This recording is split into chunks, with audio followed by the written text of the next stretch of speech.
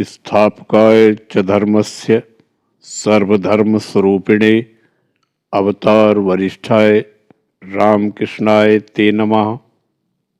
जय ठाकुर, जय माँ।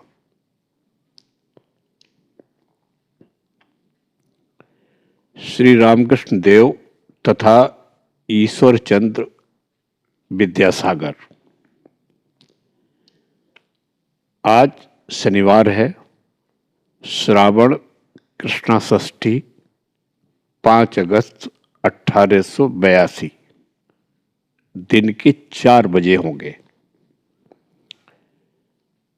श्री रामकृष्ण देव किराए की गाड़ी पर कलकत्ते के रास्ते बादोड़ा बागान की तरफ आ रहे हैं। भवनाथ, हाजरा और मास्टर साथ में है। आप पंडित ईश्वरचंद विद्यासागर के घर जाएंगे। श्री रामकृष्ण देव की जन्मभूमि जिला हुगली के अंतर्गत कामारपुकुर गांव है, जो पंडित विद्यासागर की जन्मभूमि वीर सिंह गांव के पास है। परमहंस देव बाल्यकाल से ही विद्यासागर की दया की चर्चा सुनते आए हैं। दक्षिणेश्वर के काली मंदिर में आप प्रायः उनके पांडित्य और दया की बातें सुना करते हैं। यह सुनकर मास्टर विद्यासागर के स्कूल में पढ़ाते हैं। आपने उनसे पूछा, क्या मुझे विद्यासागर के पास ले चलोगे? मुझे उन्हें देखने की बड़ी इच्छा होती है। मास्टर ने जब विद्यासागर से यह बात कही तो उन्होंने हर्ष के साथ किसी शनिवार को 4 बजे उन्हें साथ लाने को कहा। केवल यही पूछा, कैसे परमहंस हैं? वे गेरुए कपड़े पहनते हैं? मास्टर ने कहा, जी नहीं, वे एक अद्भुत पुरुष हैं। लाल किनारेदार धोती पहनते हैं, जामा पहनते हैं, पॉलिश किए हुए स्लीपर पहनते हैं, रानी रासमणी के काली मंदिर की एक छोटी कोठरी में रहते हैं, जिसमें एक तख्त है और उस पर बिस्तर और मच्छरदानी। उसी बिस्तर पर लेटते हैं।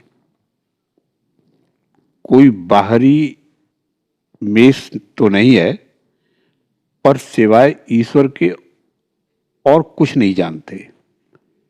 अहरनिश उसी की चिंता किया करते हैं। गाड़ी दक्षिणेश्वर काली मंदिर से चलकर श्याम बाजार होते हुए अब अमहर्स्ट स्ट्रीट में आई है। भक्त लोग कह रहे हैं कि अब बादुड़ बागान के पास आई है। श्री रामकृष्ण देव बालक की भांति आनंद से बातचीत करते आ रहे हैं। अमहर्स्ट स्ट्रीट में आकर एकाएक उनका भावांतर हुआ, मानो ईश्वरावेश होना चाहता है। गाड़ी स्वर्गीय राम मोहन राय के बाग की बगल से आ रही है। मास्टर ने श्री रामकृष्ण देव का भावांतर नहीं देखा, झट कह दिया, यह राम मोहन राय का बाग है। श्री रामकृष्ण देव नाराज हुए, कहा, अब ये बातें अच्छी नहीं लगती हैं। आप भावाविष्ट हो रहे हैं। विद्यासागर के मकान के सामने गाड़ी खड़ी हुई। मकान 2 मंजिला है, साहबी ढंग से सजा हुआ है। परमहंस देव गाड़ी से उतरे। मास्टर राह बताते हुए आपको मकान के भीतर ले जा रहे हैं। आंगन में फूलों के पेड़ हैं, उनके बीच में से जाते हुए श्री रामकृष्ण देव बालक की तरह बटन में हाथ लगाकर मास्टर से पूछ रहे हैं,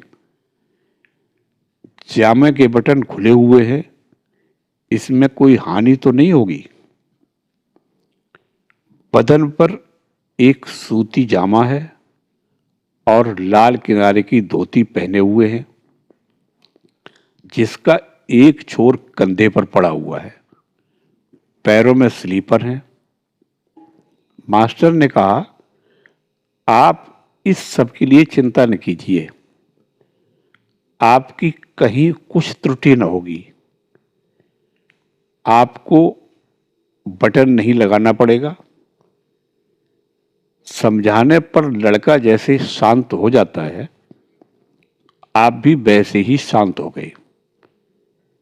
जीने से चढ़कर सबके पहले कमरे में, जो उत्तर की तरफ था, श्री रामकृष्ण देव भक्तों के साथ गए। कमरे की उत्तर तरफ विद्यासागर दक्षिण को मुंह किए हुए बैठे हैं। सामने एक चौकोर लंबी चिकनी मेज है।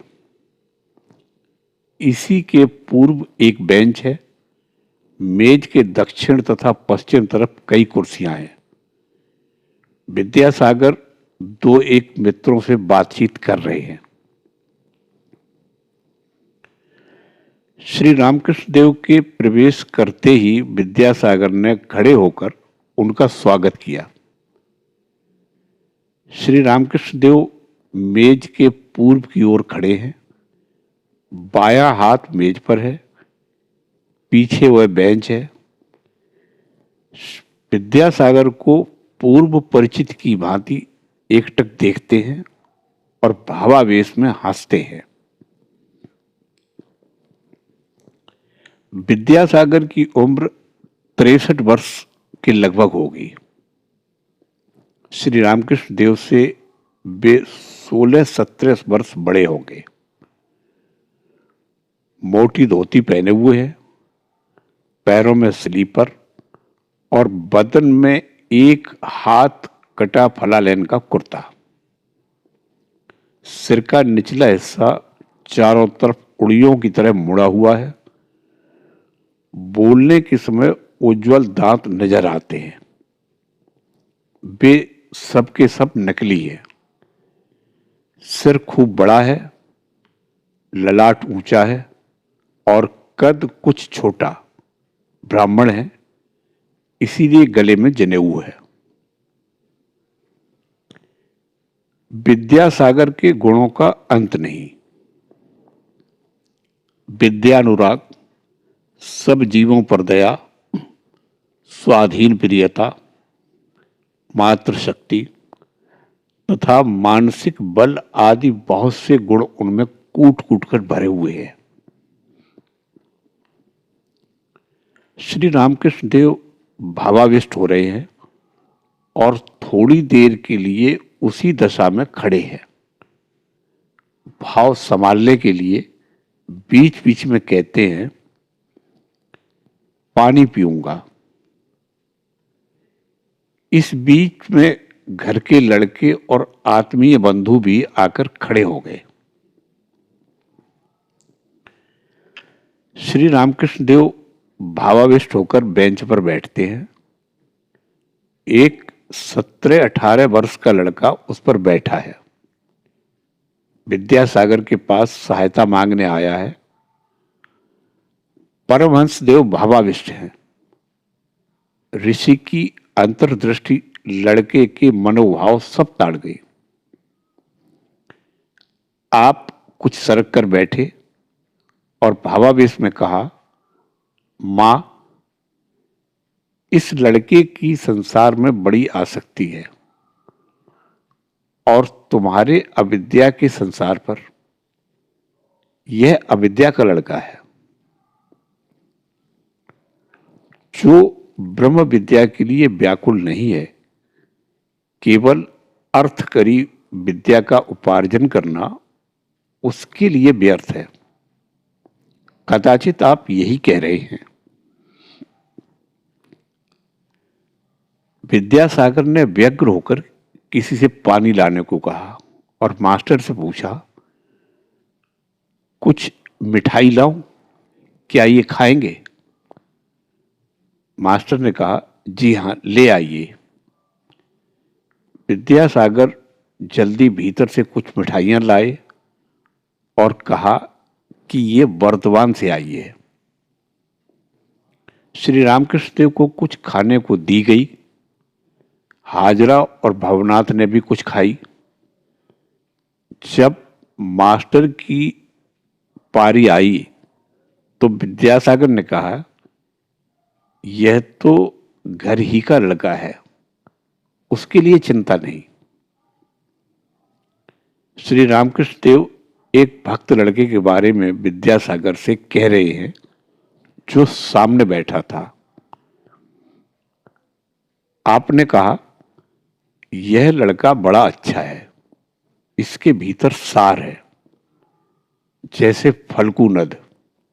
ऊपर तो रेत है, पर थोड़ा खोदने से ही भीतर पानी बहता दिखाई देता है। मिठाई पा चुकने के बाद आप हंसते हुए विद्यासागर से बातचीत कर रहे हैं। घर दर्शकों से भर गया है। कोई बैठा है, कोई खड़ा है। श्री रामकृष्ण देव हंसते हुए बोले,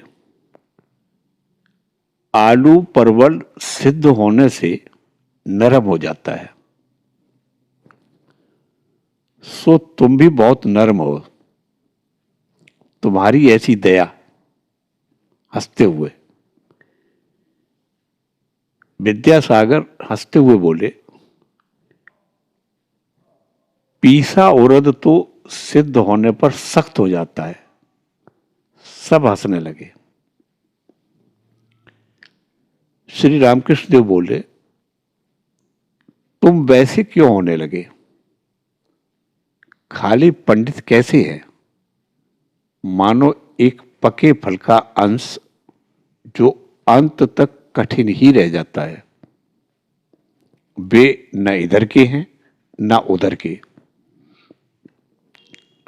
गीद खूब ऊंचा चढ़ता है, पर उसकी नजर हड़वार पर ही रहती है। जो खाली पंडित हैं वे सुनने के ही हैं, पर उनकी कामिनी कांचन पर आसक्ति होती है। गीद की तरह वे सड़ी लाशें ढूंढते हैं। आसक्ति का घर अविद्या के संसार में है। दया, भक्ति, वैराग्य ये विद्या के ऐश्वर्य हैं। विद्यासागर चुपचाप सुन रहे हैं। सभी टकटकी बांधे इस आनंदमय पुरुष को देख रहे हैं। उनका वचनामृत पान कर रहे हैं। श्री रामकृष्ण देव ज्ञान योग अथवा वेदांत विचार। विद्यासागर बड़े विद्वान हैं। जब वे संस्कृत कॉलेज में पढ़ते थे तब अपनी श्रेणी के सबसे अच्छे 7 छात्र थे। हर एक परीक्षा में प्रथम होते और स्वर्ण पदक आदि छात्रवृत्तियां पाते थे। होते होते वे संस्कृत कॉलेज के अध्यक्ष तक हुए थे।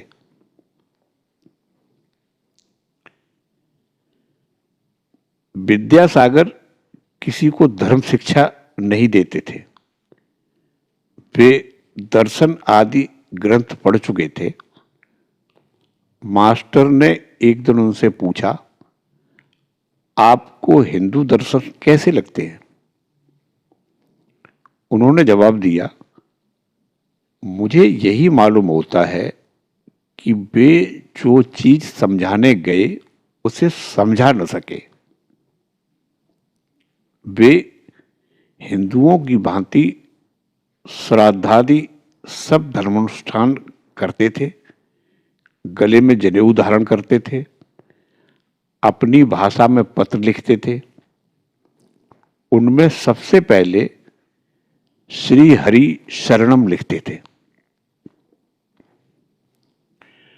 मास्टर ने और एक दिन उनको ईश्वर के विषय में यह कहते सुना, ईश्वर को कोई जान नहीं सकता, फिर करना क्या चाहिए।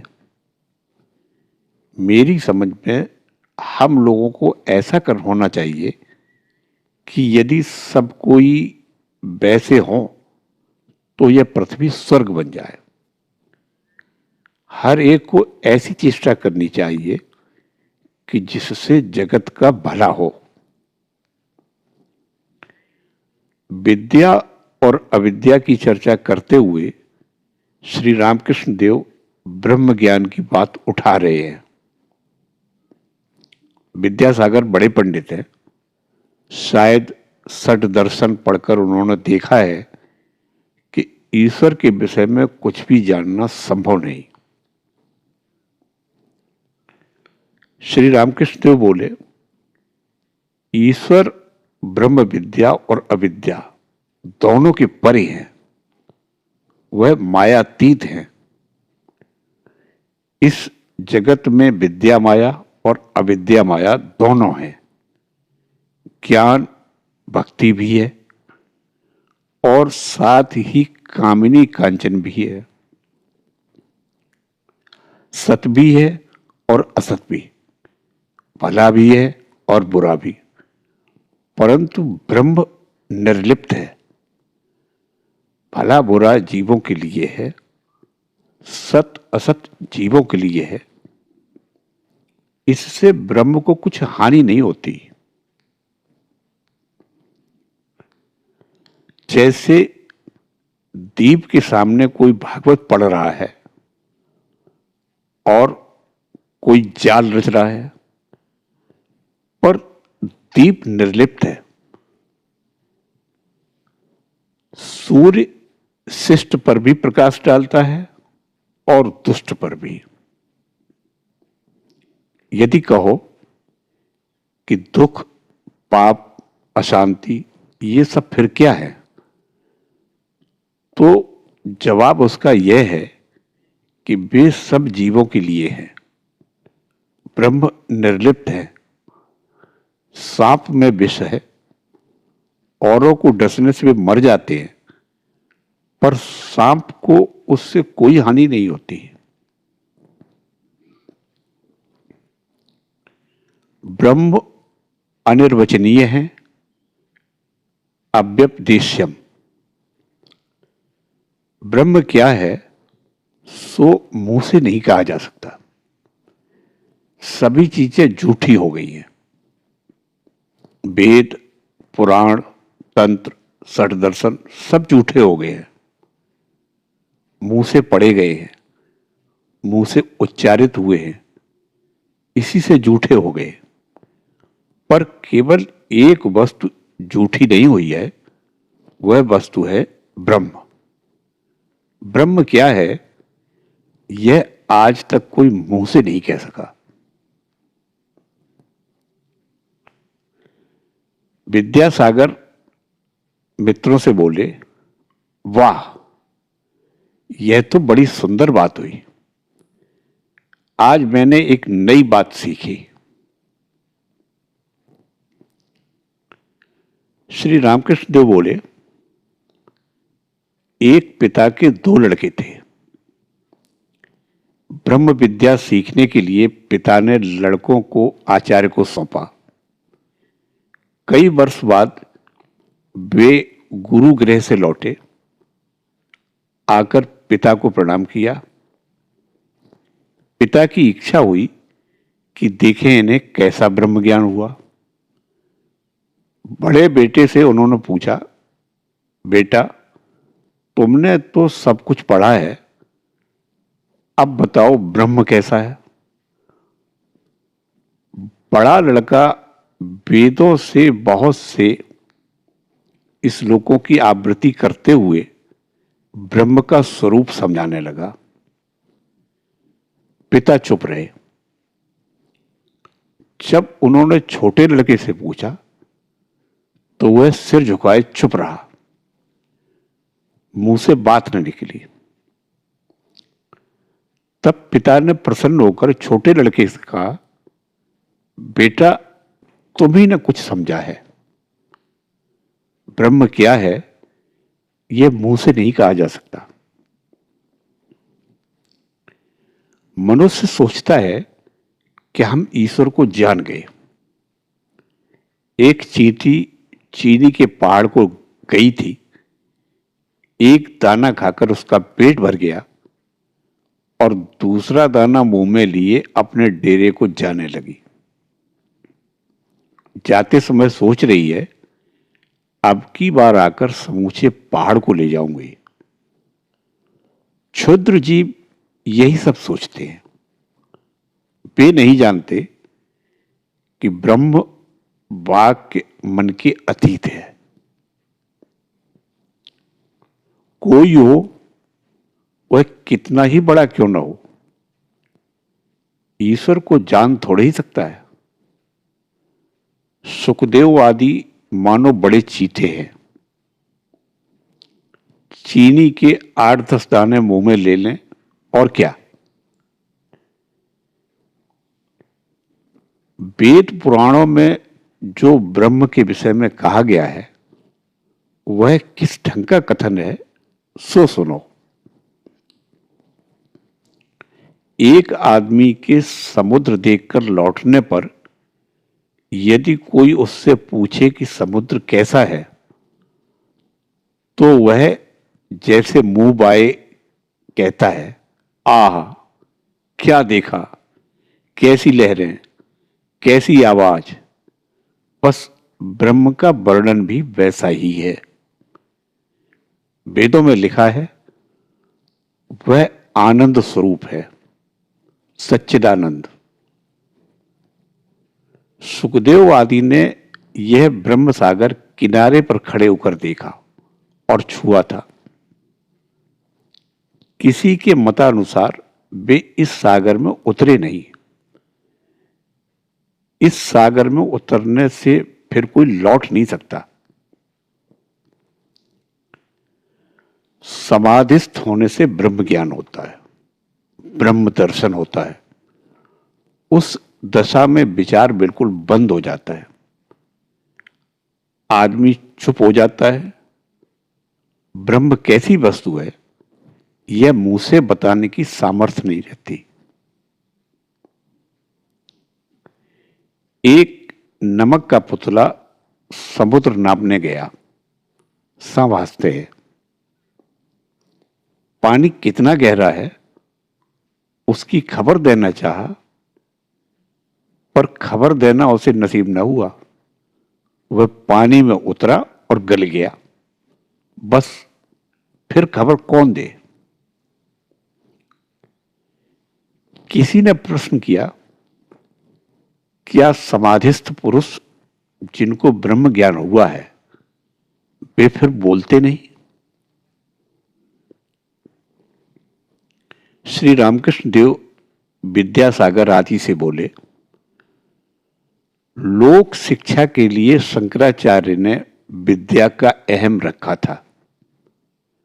ब्रह्म दर्शन होने से मनुष्य चुप हो जाता है। जब तक दर्शन न हो तभी तक विचार होता है। घी जब तक पक न जाए तभी तक आवाज करता है। पके घी से कोई शब्द नहीं निकलता। पर जब पके घी में कच्ची पूड़ी छोड़ी जाती है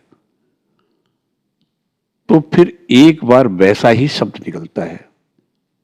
जब कच्ची पूड़ी को पका डाला तब वह फिर चुप हो जाता है। वैसे ही समाधिस्थ पुरुष लोक शिक्षण के लिए फिर नीचे उतरता है, फिर बोलता है। जब तक मधुमक्खी फूल पर नहीं बैठती तब तक भनभनाती रहती है। फूल पर बैठकर मधु पीना शुरू करने के बाद वह चुप हो जाती है। हां, मधुपान के उपरांत मस्त होकर फिर कभी कभी भनभनाती है।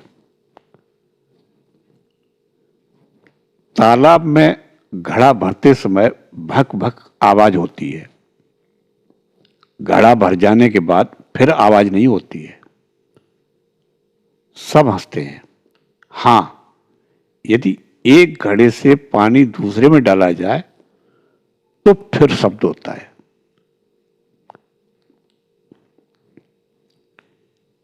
ज्ञान एवं विज्ञान, अद्वैतवाद, विशिष्ट अद्वैतवाद तथा द्वैतवाद का समन्वय।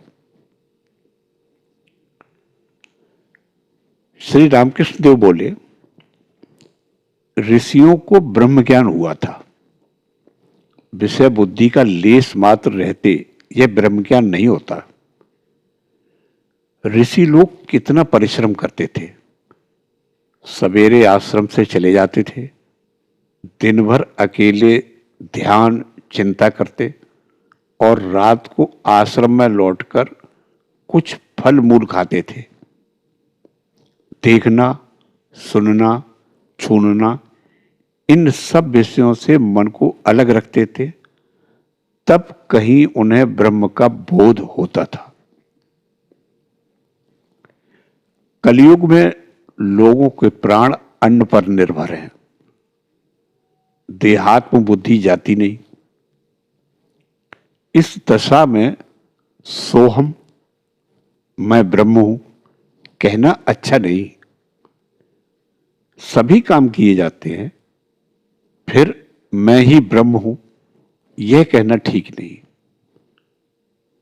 जो विषय का त्याग नहीं कर सकते, जिनका अहम भाव किसी तरह जाता नहीं, उनके लिए मैं दास हूं, मैं भक्त हूं, यह अभिमान अच्छा रहे। भक्ति पथ में रहने से भी ईश्वर का लाभ होता है। ज्ञानी नेति नेति, ब्रह्म यह नहीं वह नहीं, अर्थात कोई भी ससीम वस्तु नहीं, यह विचार करके सब विषय बुद्धि छोड़े तब ब्रह्म को जान सकता है। जैसे कोई जीने की एक सीढ़ी पार करते हुए छत पर पहुंच सकता है, पर विज्ञानी जिसने विशेष रूप से ईश्वर से मेल मिलाप किया है और भी कुछ दर्शन करता है, वह देखता है कि जिन चीजों से छत बनी है, उन ईंटों, चूने, सुर्खी से जीना भी बना है। नेति नेति करके जिस ब्रह्म वस्तु का ज्ञान होता है, वही जीव और जगत होती है। विज्ञानी देखता है कि जो निर्गुण है वही सगुण भी है। छत पर बहुत देर तक लोग ठहर नहीं सकते, फिर उतर आते हैं। जिन्होंने समाधिस्थ होकर ब्रह्म दर्शन किया है, वे भी नीचे उतरकर देखते हैं कि वही जीव जगत हुआ है। सा रे गा मा पा धा नी,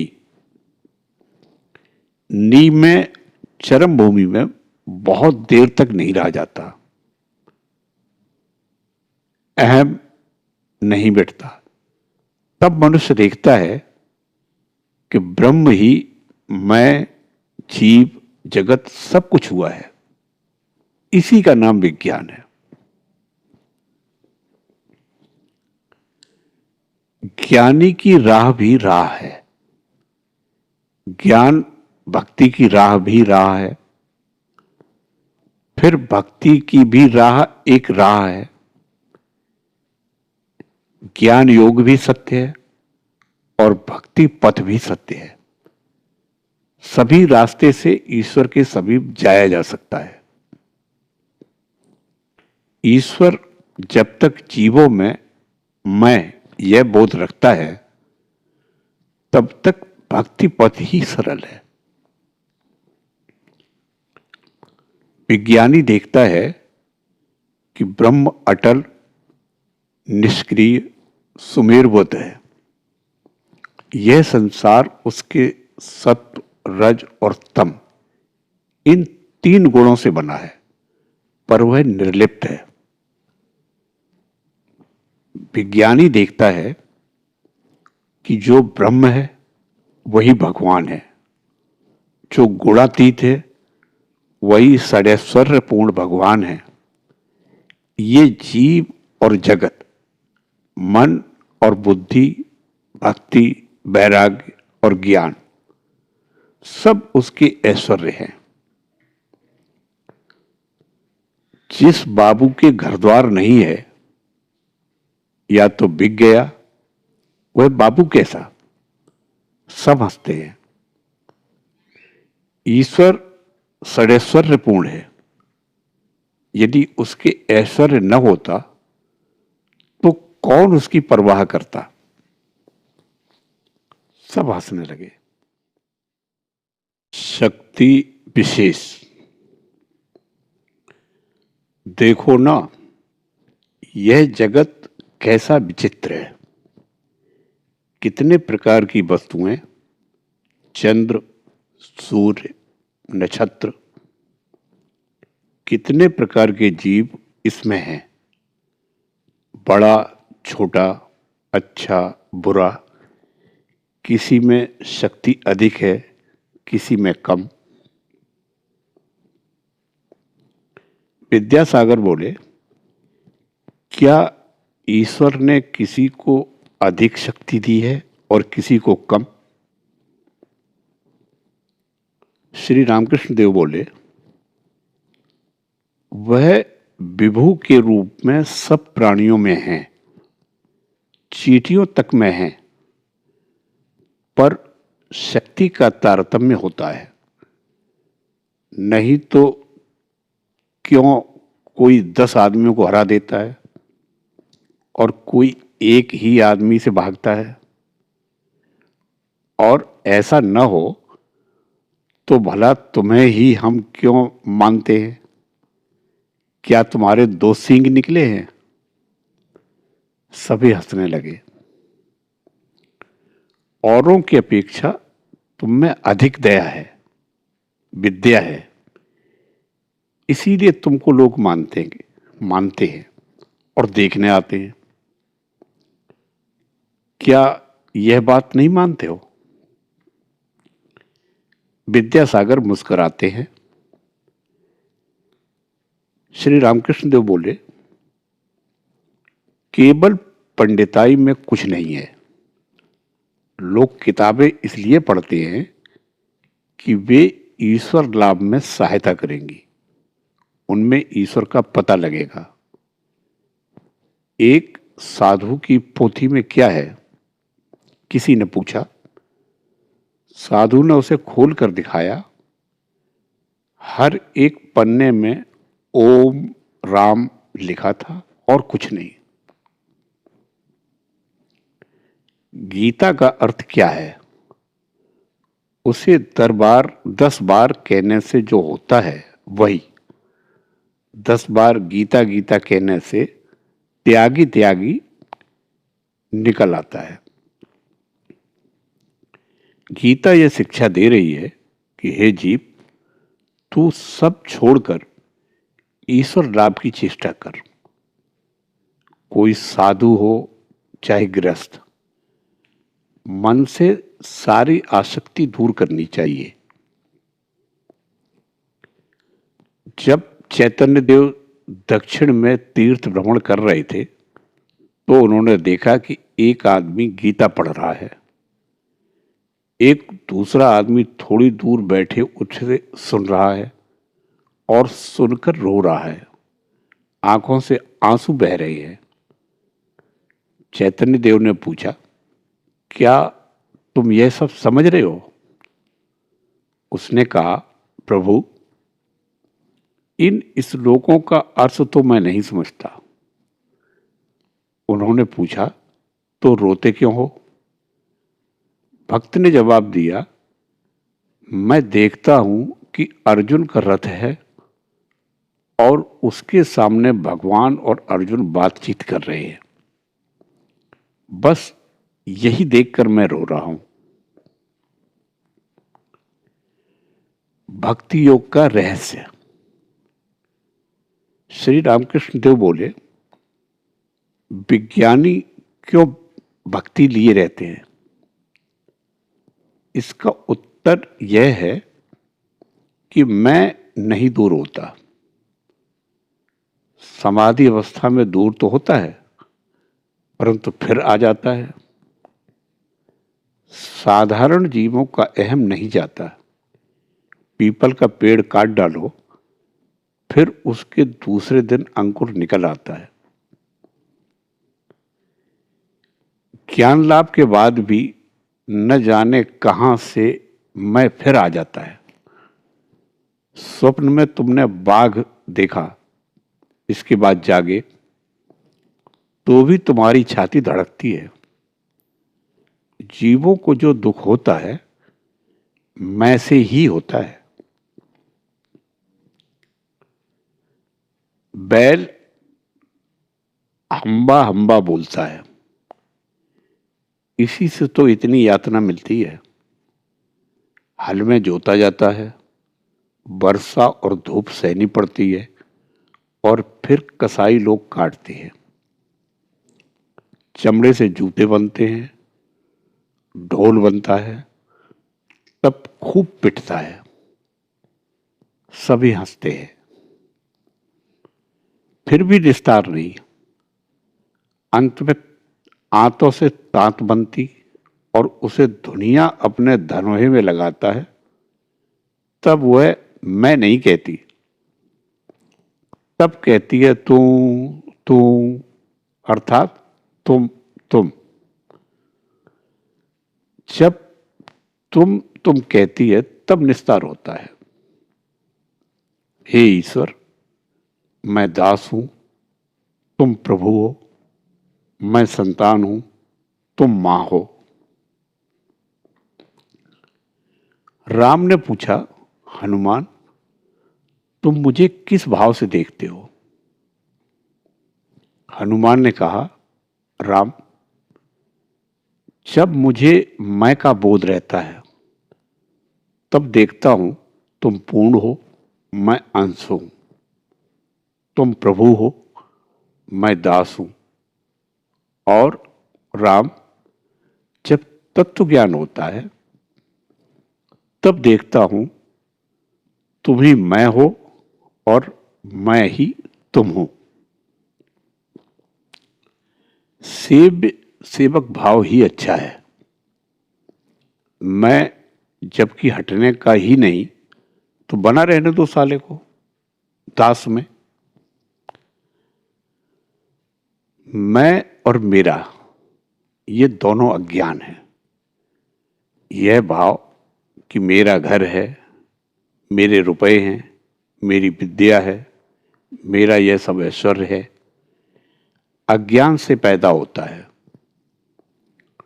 और यह भाव ज्ञान से कि हे ईश्वर, तुम करता हो और ये सब तुम्हारी चीजें हैं। घर परिवार, लड़के बच्चे, सुजन वर्ग, बंधु बांधव, ये सब तुम्हारी वस्तुएं हैं। मृत्यु को सदा स्मरण रखना चाहिए। मरने के बाद कुछ भी नहीं रह जाएगा। यहां कुछ कर्म करने के लिए आना हुआ है। जैसे कि देहात में घर है, परंतु काम करने के लिए कलकत्ता आया जाता है। धनी मनुष्यों के बगीचे का कर्मचारी, यदि कोई दर्शक बगीचा देखने को आता है, तो कहता है यह बगीचा हमारा है, यह तालाब हमारा है। परंतु किसी कसूर पर जब वह नौकरी से अलग कर दिया जाता है, तब आम की लकड़ी के बने हुए संदूक को ले जाने का भी उसे अधिकार नहीं रहता। संदूक दरबान के हाथ भेज दिया जाता है। सभी हंसते हैं।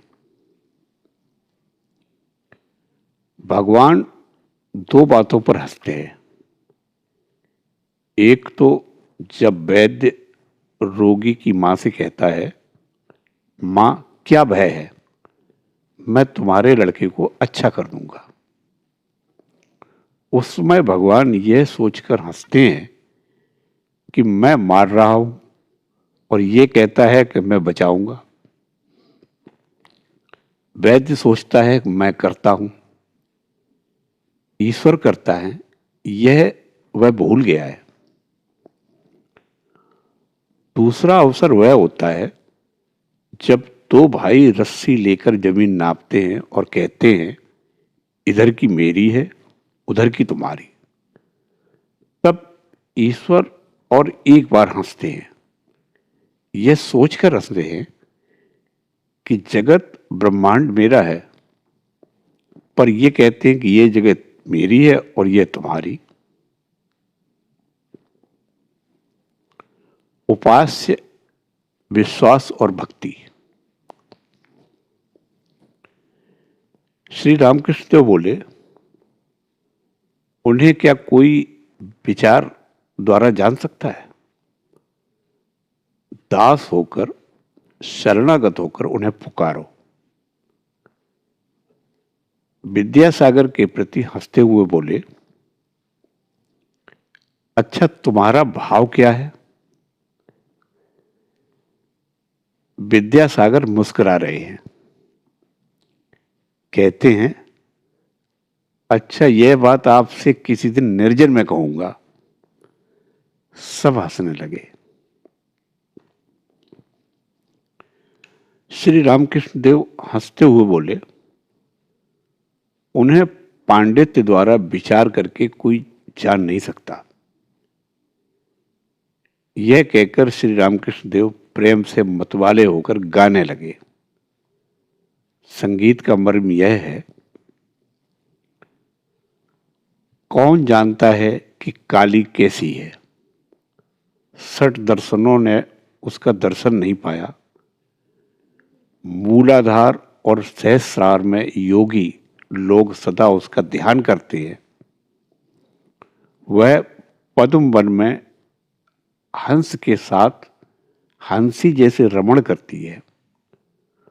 वह आत्माराम की आत्मा है, प्रणव का प्रमाण है। वह इच्छामयी अपनी इच्छा के अनुसार घट घट में विराजमान है।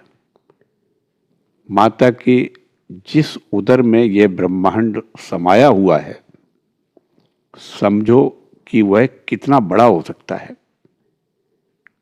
काली का महात्म्य महाकाल ही जानते हैं,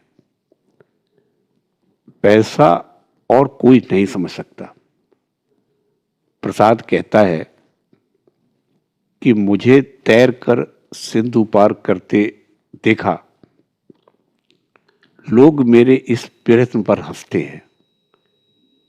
यह मेरा मन समझ रहा है, परंतु फिर भी जी नहीं मानता। पामन होकर चंद्रमा की ओर हाथ बढ़ाता है। सुना, माता ने जिस उदर में ब्रह्मांड समाया हुआ है, कहते हैं, समझो कि वह कितना बड़ा है। और यह भी कहा है कि 60 दर्शनों ने उसका दर्शन नहीं पाया। पांडित्य द्वारा उसे प्राप्त करना असंभव है। विश्वास और भक्ति चाहिए। विश्वास कितना बलवान है, सुनो। किसी मनुष्य को लंका से समुद्र के पार जाना था। विभीषण ने कहा, इस वस्तु को कपड़े के छोर में बांध लो तो बिना किसी बाधा के पार हो जाओगे। जल के ऊपर से चले जा सकोगे, परंतु खोलकर न देखना। खोलकर देखोगे तो डूब जाओगे। वह मनुष्य आनंद पूर्वक समुद्र के ऊपर से चला जा रहा था। विश्वास की ऐसी शक्ति है। कुछ रास्ता पार कर वह सोचने लगा कि विभीषण ने ऐसा क्या बांध दिया जिसके बल से मैं पानी के ऊपर से चला जा रहा हूं। यह सोचकर उसने गांठ खोली और देखा तो एक पत्ते पर केवल राम नाम लिखा था। तब वह मन ही मन कहने लगा, अरे बस यही है। ज्यों ही यह सोचा कि डूब गया। यह कहावत प्रसिद्ध है कि राम नाम पर हनुमान का इतना विश्वास था कि विश्वास ही के बल से वे समुद्र लांघ गए, परंतु स्वयं राम को सेतु बांधना पड़ा था। यदि उन पर विश्वास हो तो चाहे पाप करे और चाहे महापातक ही करे, किंतु किसी से भय नहीं होता। यह कहकर श्री रामकृष्ण देव भक्तों के भावों से मस्त होकर विश्वास का मातम्य गा रहे हैं। श्री दुर्गा जपते हुए प्राण अगर निकले, ये दीन को तुम तारती हो अथवा नहीं, देखेंगे। जीवन का उद्देश्य ईश्वर प्रेम, विश्वास और भक्ति। भक्ति से वे सहज ही में मिलते हैं, वे भाव के विषय हैं। यह कहते हुए श्री रामकृष्ण देव ने फिर गाना आरंभ किया। भाव यह है, मन तू अंधेरे घर में पागल जैसा उसकी खोज क्यों कर रहा है? वह तो भाव का विषय है। बिना भाव के अभाव द्वारा क्या कोई उसे पकड़ सकता है? पहले अपनी शक्ति द्वारा काम क्रोध आदि को अपने बस में करो। उसका दर्शन न तो सठ दर्शनों ने पाया, न निगमागम तंत्रों ने। वह भक्ति रस का रसिक है, सदा आनंद पूर्वक हृदय में विराजमान है। उस भक्ति भाव को पाने के लिए बड़े बड़े योगी युग युगांतर से योग कर रहे हैं। जब भाव का उदय होता है तब भक्त को वह लोहे को चुंबक जैसे अपनी ओर खींच लेता है। प्रसाद कहता है कि मैं मात्र भाव से जिसकी खोज कर रहा हूं, उसके तत्व का भंडा क्या मुझे चौराहे पर फोड़ना होगा? मन इशारे ही से समझ लो। गाते हुए श्री रामकृष्ण देव समाधिस्थ हो गए। हाथों की अंजलि बंधी रह गई। देह उन्नत और स्थिर, नेत्र स्पंदनहीन हो गए। पश्चिम की ओर मुंह किए उसी बेंच पर पैर लटकाए बैठे रहे। सभी लोग गर्दन ऊंची करके यह अद्भुत अवस्था देखने लगे। पंडित विद्यासागर भी चुपचाप एकटक देख रहे हैं। श्री रामकृष्ण प्रकृतिस्थ हुए, सांस लंबी छोड़कर फिर हंसते हुए बातें कर रहे हैं। भाव भक्ति, इसके माने उन्हें प्यार करना। जो ब्रह्म है उन्हीं को मां कहकर पुकारते हैं। प्रसाद कहता है कि मैं मात्र भाव से जिसकी खोज कर रहा हूं, उसके तत्व का भंडा क्या मुझे चौराहे पर फोड़ना होगा? मन इशारे ही से समझ लो। राम प्रसाद मन को इशारे ही से समझने के लिए उपदेश करते हैं। यह समझने को कहा है कि वेदों ने जिन्हें ब्रह्म कहा है, उन्हीं को मैं मां कहकर पुकारता हूं। जो निर्गुण है वे ही सगुण है, जो ब्रह्म है वे ही शक्ति है। जब यह बोध होता है कि वे निष्क्रिय हैं, तब उन्हें ब्रह्म कहता हूं। और जब यह सोचता हूं कि वे सृष्टि, स्थिति और प्रलय करते हैं, तब उन्हें आद्या शक्ति काली कहता हूं। ब्रह्म और शक्ति अभेद है, जैसे अग्नि और उसकी दाहिका शक्ति। अग्नि कहते ही दाहिका शक्ति का ज्ञान होता है और दाहिका शक्ति कहने से अग्नि का ज्ञान। एक को मानिए तो दूसरा भी साथ ही मान लिया जाता है। उन्हीं को भक्तजन मां कहकर पुकारते हैं। मां बड़े प्यार की वस्तु है ना। ईश्वर को प्यार करने ही से वे प्राप्त होते हैं। भाव, भक्ति, प्रीति और विश्वास चाहिए। एक गाना सुनो। चिंतन करने से भाव का उदय होता है। जैसा भाव होगा, लाभ भी वैसा ही होगा। मूल है प्रलय। काली के चरण सुधा सागर में यदि चित्त डूब जाए तो पूजा, होम, याग, यज्ञ कुछ भी आवश्यक नहीं है। चित्त को उन पर लगाना चाहिए, उन्हें प्यार करना चाहिए। वे सुधा सागर हैं, अमृत सिंधु हैं। इसमें डूबने से मनुष्य मरता नहीं, अमर हो जाता है।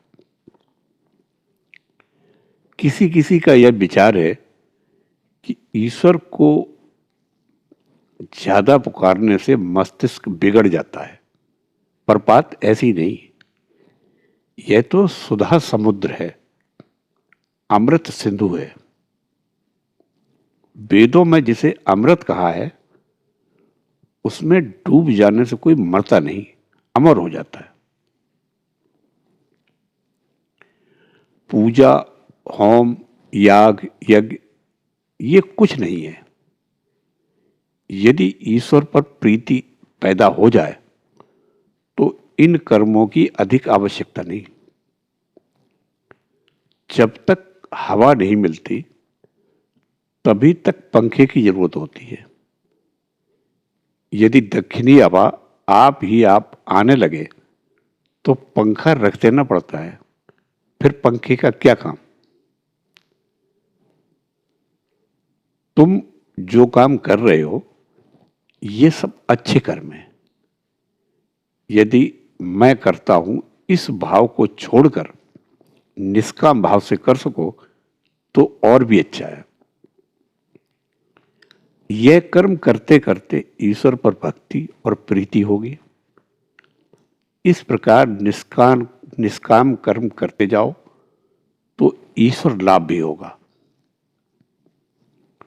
उन पर जितनी ही भक्ति प्रीति होगी उतने ही तुम्हारे कर्म घटते जाएंगे। गृहस्थ की बहू जब गर्भिणी होती है तब उसकी सास उसका काम कम कर देती है।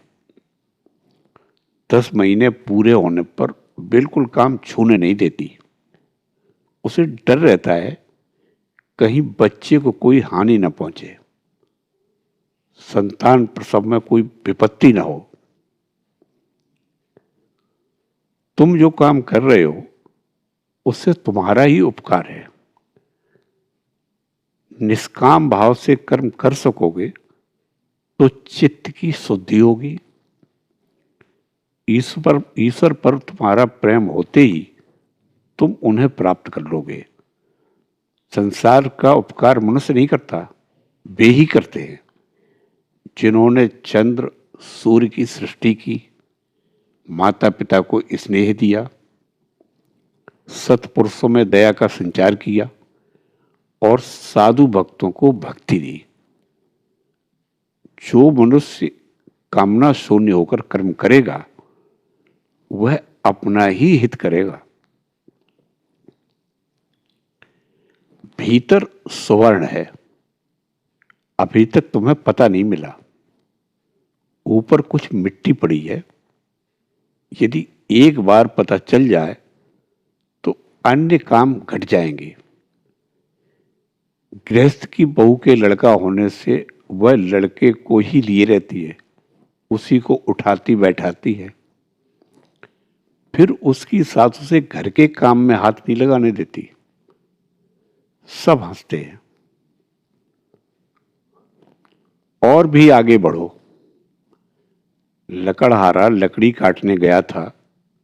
ब्रह्मचारी ने कहा, आगे बढ़ जाओ। उसने आगे बढ़कर देखा तो चंदन के पेड़ थे।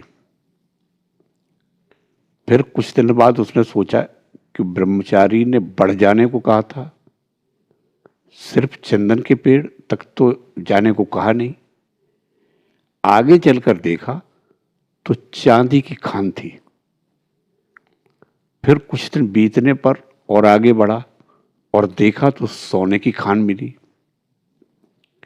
फिर लगातार हीरे की, मणियों की। वह ये सब लेकर माला माल हो गया। निष्काम कर्म कर सकने से ईश्वर पर प्रेम होता है। क्रमशः उसकी प्राप्ति से उसे लोग पाते भी हैं। ईश्वर के दर्शन होते हैं, उनसे बातचीत होती है, जैसे कि मैं तुमसे वार्तालाप कर रहा हूं। सभी निशब्द हैं। प्रेम युक्त वार्तालाप। सबकी जुबान बंद है। लोग चुपचाप बैठे ये बातें सुन रहे हैं। श्री रामकृष्ण की जीभ पर मानो साक्षात बागवादिनी बैठी हुई जीवों के हित के लिए विद्यासागर से बातें कर रही है। रात हो रही है, 9 बजने को हैं। श्री रामकृष्ण देव अब चलने वाले हैं। श्री रामकृष्ण देव विद्यासागर से हंसते हुए बोले, ये जो कहा कहना अतियुक्ति है, आप सब जानते हैं, किंतु अभी आपको इसकी खबर नहीं है। वरुण के भंडार में कितने ही रत्न पड़े हैं, परंतु वरुण महाराज को कोई खबर नहीं। विद्यासागर हंसते हुए बोले, यह आप कह सकते हैं। श्री रामकृष्ण देव हंसते हुए बोले, हां जी, अनेक बाबू नौकरों तक के नाम नहीं जानते। सब हंसते हैं। घर में कहां कौन सी कीमती चीज पड़ी है वे नहीं जानते। वार्तालाप सुनकर लोग आनंदित हो रहे हैं। श्री रामकृष्ण देव विद्यासागर से फिर प्रसंग उठाते हैं। श्री रामकृष्ण देव बोले, एक बार बगीचा देखने जाइए, रासमणी का बगीचा, बड़ी अच्छी जगह है। विद्यासागर बोले, जरूर जाऊंगा। आप आए और मैं न जाऊंगा? श्री रामकृष्ण देव बोले, मेरे पास राम राम। विद्यासागर बोले, यह क्या, ऐसी आपने बात क्यों कही, मुझे समझाइए। श्री रामकृष्ण देव हंसते हुए बोले, हम लोग छोटी छोटी किश्तियां हैं जो खाई, नाले और बड़ी बड़ी नदियों में भी जा सकती हैं, परंतु आप हैं जहाज। कौन जानता है जाते समय रेती में लग जाए। विद्यासागर प्रफुल्ल मुख किंतु चुपचाप बैठे हैं। श्री रामकृष्ण देव हंसते हैं। श्री रामकृष्ण देव बोले, पर हां, इस समय जहाज भी जा सकता है। विद्यासागर हंसते हुए बोले, हां ठीक है, यह वर्षा काल है। लोग हंसे। श्री रामकृष्ण देव उठे, भक्तजन भी उठे। विद्यासागर आदमियों के साथ खड़े हैं। श्री रामकृष्ण देव को गाड़ी पर चढ़ाने जाएंगे। श्री रामकृष्ण देव अब भी खड़े हैं, कर जाप कर रहे हैं। जपते हुए भाव के आवेश में आ गए। मानो विद्यासागर के आत्मिक हित के लिए परमात्मा से प्रार्थना करते हो। भक्तों के साथ श्री रामकृष्ण देव उतर रहे हैं। एक भक्त का हाथ पकड़े हुए है। विद्यासागर स्वजन बंधुओं के साथ आगे आगे जा रहे हैं, हाथ में बत्ती लिए रास्ता दिखाते हुए। सावन की कृष्ण पक्ष की षष्ठी है, अभी चंद्रोदय नहीं हुआ है। अंधेरे से ढकी हुई उद्यान भूमि को बत्ती के मंद प्रकाश के सहारे किसी तरह पार कर लोग फाटक की ओर आ रहे हैं। भक्तों के साथ श्री रामकृष्ण देव फाटक के पास ज्यों ही पहुंचे कि एक सुंदर दृश्य पर नजर पड़ी। परम भक्त बलराम बाबू साफा बांधे खड़े थे। उन्होंने श्री रामकृष्ण देव को भूमिष्ठ होकर प्रणाम किया। श्री रामकृष्ण देव बोले, बलराम तुम हो इतनी रात को? बलराम हंसकर बोले, मैं बड़ी देर का आया हूं। श्री रामकृष्ण देव बोले, भीतर क्यों नहीं गए? बलराम बोले, जी लोग आपका वार्तालाप सुन रहे थे, बीच में पहुंचकर क्यों शांति भंग करूं, यह सोचकर नहीं गया।